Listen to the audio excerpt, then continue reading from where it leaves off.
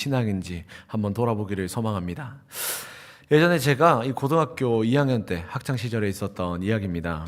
그때 당시에 저는 이 공부를 왜 해야 하는지 몰랐기 때문에 이 수업 시간에 자거나 아니면 도서관에 빌려왔던 책을 읽는 게 제 루틴이었습니다. 그러던 어느 날 이 선생님 한 분이 저에게 앞으로는 자신의 수업 시간에 숨을 쉬지 말라는 겁니다. 그래서 왜냐고 물어보니까 이 공부도 안 하면서 공기가 아깝다고 차라리 그 공기를 이제 1등 하는 친구들한테 나눠주라는 겁니다.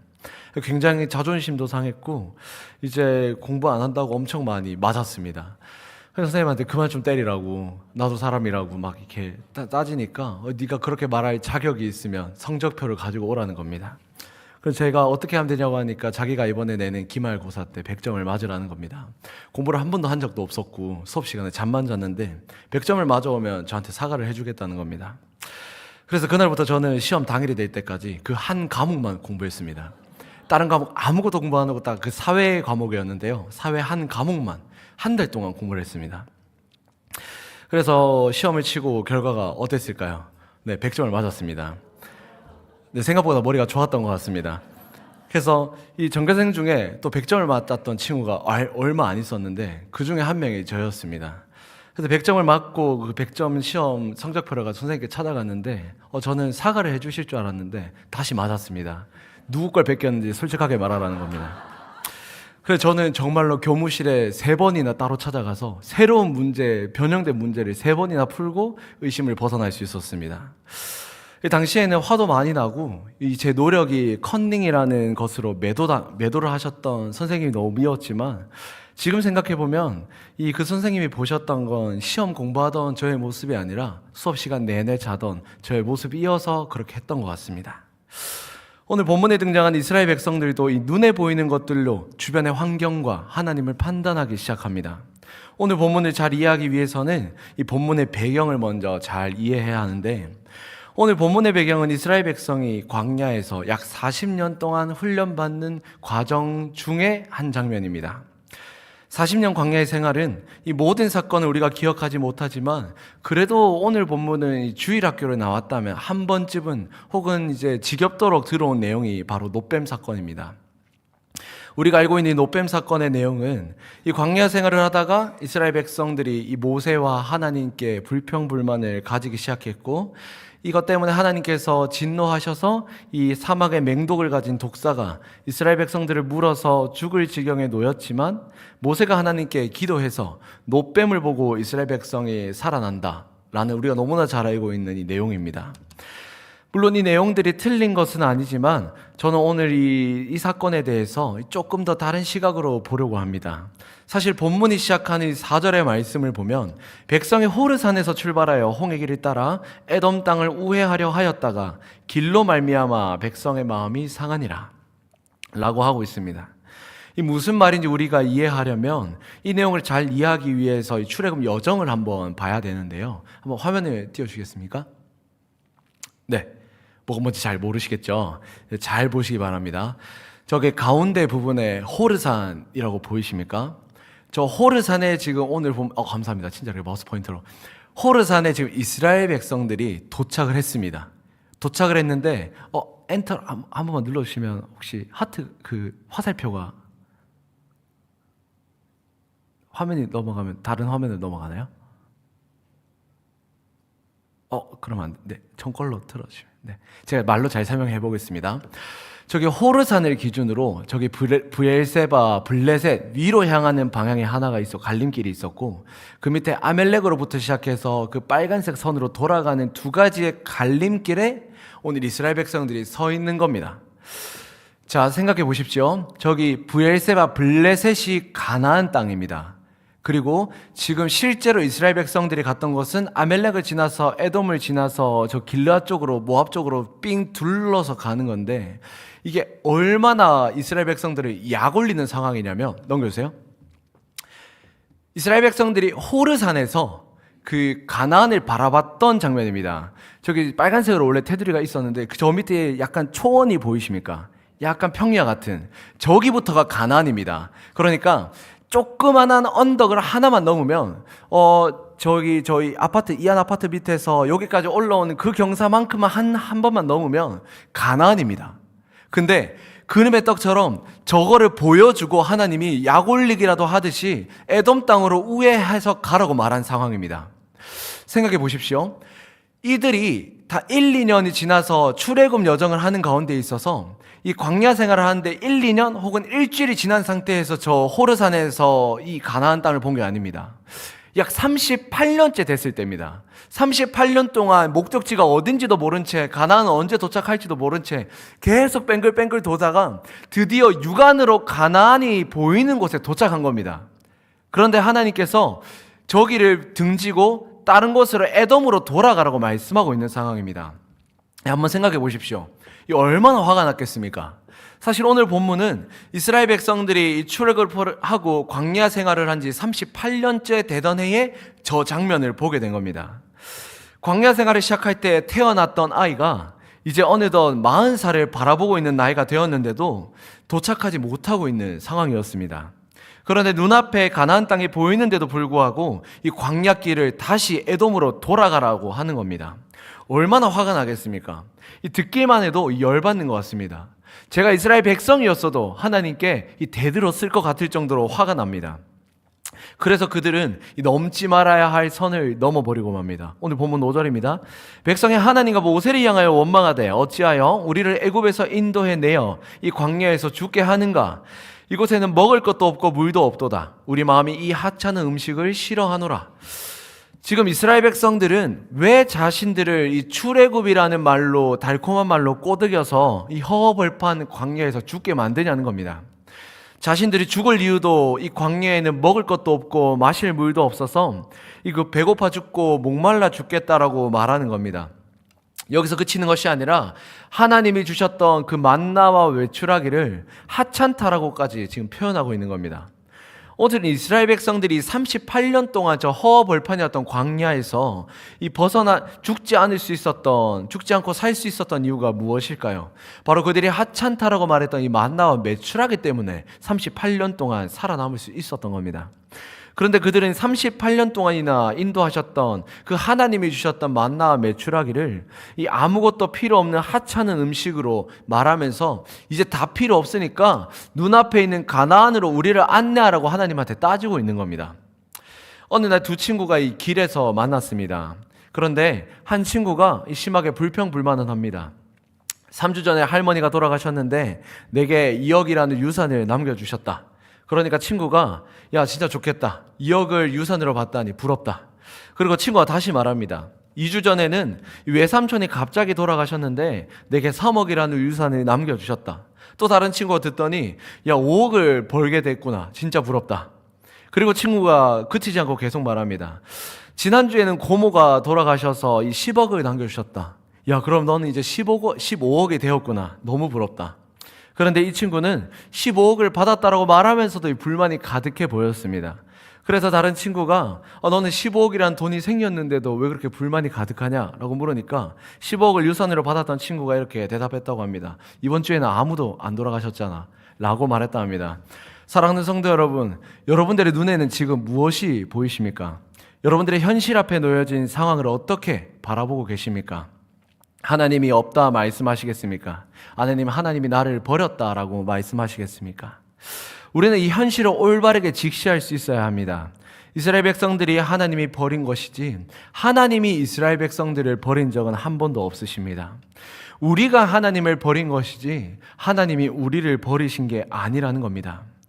이제부터라도 우리는 이 눈에 보이는 것만 믿는 이 알량하고 이 거룩하다고 말하는 이 믿음을 내려놓을 수 있어야 합니다.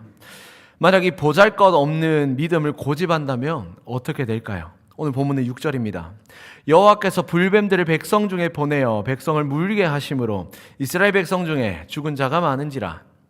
하나님께서는 그들에게 그들의 죄가 무엇인지 알려주십니다. 지금 하나님은 이 순간에도 그들에게 알려주고 계신 겁니다. 불뱀을 통해서 하나님은 자신들의 이 분노를 못 이겨서 이스라엘 백성들을 몰살시켜버리고 싶은 게 아니라 이스라엘 백성들이 처해져 있는 이 상황들을 이용해서 지금 그들에게 회개를 촉구하고 계신 겁니다. 사실 하나님 입장에서 이스라엘 백성들을 그냥 쓸어버리시고 죽여버리시고 새로운 민족을 선택하셔도 무방했습니다. 그런데 하나님은 자신이 사랑한다라고 말했던 이 이스라엘 백성들을 포기하지 않고 이 불뱀이라는 환경을 통해서 알려주고 계신 겁니다. 우리 역시 세상을 살아가다 보면 이 눈앞의 현실에 무너져서 하나님을 원망할 때가 참 많이 있는 것 같습니다.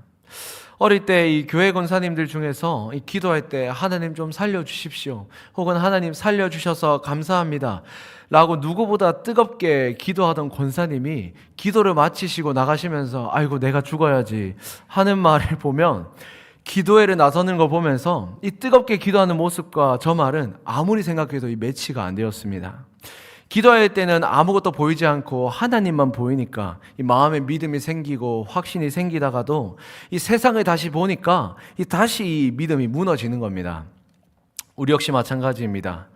이 신앙이라는 이름이 지금까지 우리를 지켜줬을지 몰라도 우리가 조금만 한눈 팔고 조금만 다른 생각을 하면 이 신앙은 우리에게 이 교만함과 불평, 불만으로 찾아옵니다.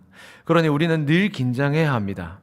물론 우리가 아무리 긴장하며 신앙생활을 해도 우리는 무조건 이 시험이라는 것에 넘어질 수밖에 없는 연약한 존재들입니다. 그러나 하나님께서 우리에게 이 죄가 죄임을 알려주실 때 우리는 즉각 회개할 수 있는 것입니다. 7절입니다. 백성이 모세에게 이르러 말하되 우리가 여호와와 당신을 향하여 원망함으로 범죄하였사오니 여호와께 기도하여 이 뱀들을 우리에게서 떠나게 하소서. 모세가 백성을 위하여 기도하매. 연애를 하다 보면 이 여자친구에게 잘못을 할 때가 있습니다. 그때 우리는 잘 선택해야 합니다. 우리 남자 청년들이 수근수근 되고 있는데 우리는 잘 선택해야 됩니다. 그렇죠? 사과를 할 것인가 아니면 해명을 할 것인가. 해명을 했다가는 이 공감하지 못한다고 또 혼날 거고, 사과를 했다가는 그때부터 게임은 시작됩니다. 사과하며 바로 돌아오는 대답이 무엇입니까? 이 뭘 잘못했는지 알고 사과하니? 라는 질문이 되돌아옵니다. 여기서부터 중요합니다. 그렇죠? 그냥 무조건 잘못했다고 계속 말할지, 아니면 자세하게 내가 뭘 잘못했는지 설명할지. 그냥 무조건 잘못했다고 하면 이 뭘 잘못했는지도 모르는데 지금 사과하는 거야 라는 대답을 듣게 될 거고, 그렇다고 너무 자세하게 설명하면 그걸 알면서도 그렇게 했냐라는 대답을 듣게 됩니다. 이 상황이 참 난감하지만 사실 여기엔 중요한 원리가 하나 숨어 있습니다. 진짜 사과라는 것은 이 막연함이 아니라, 막연한 미안함이 아니라 내가 무엇을 잘못했는지 분명히 아는 데서 시작된다라는 겁니다. 이스라엘 백성들은 지금 불뱀으로 인해서 죽을 위기에 놓이게 되자 그 자리에서 바로 회개하게 됩니다. 그런데 이 회개는 그냥 단순히 살아남기 위한 회개가 아니라 이스라엘 백성들이 지금 스스로 무엇을 잘못했는지 명확하게 하나님 앞에서 고백하고 있습니다. 우리가 여호와와 당신을 향하여 원망함으로 범죄하였사오니. 이 진정한 회개는 바로 이것입니다. 단순히 지금 눈에 보이는 내 상황이 힘들고 어려우니까 한 번만 도와달라고 하는 것은 회개가 아닙니다. 그 상황을 모면하기 위한 이 회개하는 척에 불과한 것입니다. 그러나 오늘 이스라엘 백성들은 그들 스스로 무엇을 잘못했는지 제대로 정확하게 알고 하나님 앞에서 원망했다라는 것을 자복하고 있습니다. 오늘날 많은 사람들은 기도할 때 이렇게 기도할 때 있습니다. 하나님, 우리가 알고 지은 죄, 모르고 지은 죄 모두 용서해달라고 기도합니다. 그런데 이 기도는 어폐가 있습니다. 스스로를 속이는 기도에 불과합니다. 정말 우리가 모르고 지은 죄가 존재할까요? 우리가 모르고 지은 죄는 존재하지 않습니다. 그저 우리가 모르고 싶었던 죄인 겁니다. 더 이상 우리는 하나님 앞에서 이 척하지 않아야 합니다. 거룩한 척, 이 회개하는 척, 하나님만 바라보는 척, 이제 이러한 척들은 모두 내려놓고 진정으로 하나님 앞에 나아가야 합니다. 우리가 척하는 신앙을 가진 자인지 아니면 진짜 신앙을 가진 자인지 구별하는 방법이 하나가 있는데 이 8절에서 9절이 그것을 알려줍니다. 8절과 9절입니다. 여호와께서 모세에게 이르시되 불뱀을 만들어 장대 위에 매달아라. 물린 자마다 그것을 보면 살리라. 모세가 놋뱀을 만들어 장대 위에 다니 뱀에게 물린 자가 놋뱀을 쳐다본 즉 모두 살더라. 네, 사진 한번 보여주시면 감사하겠습니다. 이 본문은 굉장히 단순합니다. 노뱀을 본 자들은 살았고, 네, 사진을 보여주시면 됩니다. 네, 보지 않은 자들은 죽었다는 겁니다. 지금 보이는 사진과 같이 우리가 흔히 이 노뱀 사건에 대해서 알고 있는 모습입니다. 우리가 노뱀 사건을 머릿속에 떠올려 봤을 때의 사건입니다. 이 사건을 보면 가까이 보면 안 볼래야 볼 수 없는 사이즈입니다. 그래서 우리는 이걸 보면서 생각합니다. 이스라엘 백성들 중에 이 완악함이 있었기 때문에 이 불뱀을 보면 살겠다라는 믿음이 없었기 때문에 이들은 죽었을 거다라고 생각하는 사람이 대부분의 사람들일 겁니다. 다음 사진 보여주십시오.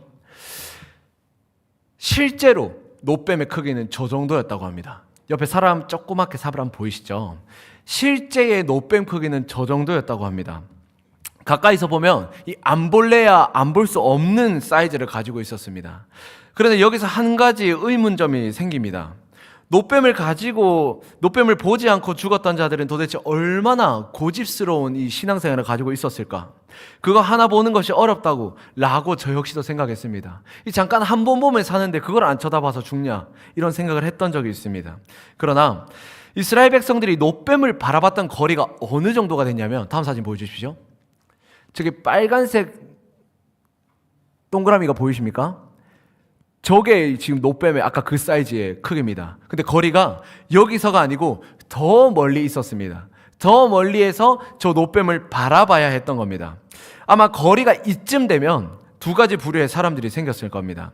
노뱀이 저기에 있다고 하니까 그 노뱀을 찾기 위해서 어떻게든 살아남기 위해서 하나님이 살려준다고 했으니 저 노뱀을 보고 말리라 라고 말했던 부류의 사람들이 있었을 거고, 주변에서 노뱀을 보고 산 사람들이 생기니까 나도 노뱀을 봤다, 노뱀을 본 척을 하는 사람들이 있었을 겁니다.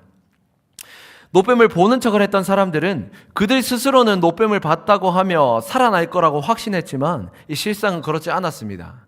아마 모르긴 몰라도 그들 중에서는 사실은 노뱀을 본 척했지만 스스로 속여가면서까지 정말 노뱀을 봤다고 생각한 사람도 있었을 것 같습니다.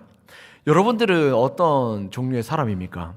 보이지는 않지만 하나님이 저 노뱀을 보면 살아난다고 하니 노뱀을 보기 위해서 노력한 사람의 부류입니까? 아니면 옆에 동력자들이 노뱀을 봐서 살아났다고 하니 나도 살아나기 위해서 노뱀을 본 척하는 사람들입니까? 다시 한번 여쭤보겠습니다. 여러분들은 하나님 앞에서 보이지 않는 것을 믿는 신앙을 가진 자들이 되시겠습니까? 아니면 사람들 속에 섞여서 신앙을 가진 척하며 이 보이는 것만 믿으며 살아가시겠습니까? 한 가지 이야기를 하고 이 말씀을 맺고자 합니다. 아마 한 번쯤은 들어보셨을 거라 생각하는 이야기인데, 23살에 이 혼자가 되신 어머니의 유복녀로 태어난 딸이 한 명이 있었습니다. 어머니의 희생적인 수고로 유학도 가고 나중에는 저명한 대학교의 교수가 되었다고 합니다. 고등학교 이후에 교회를 떠났던 딸은 이 어머니의 끊임없는 이 권면으로 교회에 나가게 되었습니다. 그런데 잠시 교회를 둘러보는데 이 실망이 컸다고 합니다. 성도라는 사람들끼리 모여서 다른 성도들을 욕하고 있었고, 이 어느 한 장로님이 자기에게 다가와서는 처음 본 자신에게 아들 대학에 입학을 청탁하고, 회의실에서는 이 다투는 소리가 문 밖에 새어나왔다고 합니다. 너무 화가 난 딸은 어머니의 손을 끌고 집으로 가자고 재촉했다고 합니다. 그때 조용하기만 했던 어머니가 이 딸에게 이렇게 말했습니다. 나는 평생 교회 다니면서 예수님만 봤는데 너는 딱 하루 교회에 와서는 참 많이도 봤구나. 이 말에 이 딸 교수는 무너졌다 생각 없이 이 교회에 다닌다고 생각했던 어머니가 아니었다고 생각했습니다. 어머니의 보는 수준과 이 자기의 보는 수준은 하늘과 땅보다 큰 것이었습니다. 누구든 자기의 수준만큼 보이는 겁니다. 우리는 많은 것을 보면서 살아갑니다. 그런데 대개 내 눈에 보인다고 하는 것은 이 가까이에 있습니다. 먼 것은 사실 잘 보이지 않습니다. 가까이 있는 것이 보입니다. 자꾸 거짓이 보인다면 내가 거짓에 가까이 있는 겁니다. 같이 신앙생활하는 다른 성도의 교만함이 보인다면 내가 교만하고 있는 겁니다. 다른 사람의 신앙의 모습이, 다른 사람의 태도가 올바르게 느껴지지 않는다면 내 신앙의 모습이 올바르지 않는 겁니다. 반대로 섬기는 사람 옆에 가보십시오. 섬김만 보이게 될 겁니다. 기도하는 사람의 옆에 가보십시오. 이 기도의 능력을 보게 되는 겁니다. 인격의 변화는 이 믿음의 발걸음에 있는 겁니다. 믿음은 눈에 보이는 것을 넘어서 하나님을 볼 줄 아는 겁니다. 그러니 눈에 보이는 것만 믿으며 신앙을 가진 척하며 살아가는 것이 아니라 보이지 않는 것을 믿으며 이 참된 신앙을 회복하는 성도님들이 되기를 주님 이름으로 간절히 소망합니다. 기도하겠습니다. 하나님 감사합니다.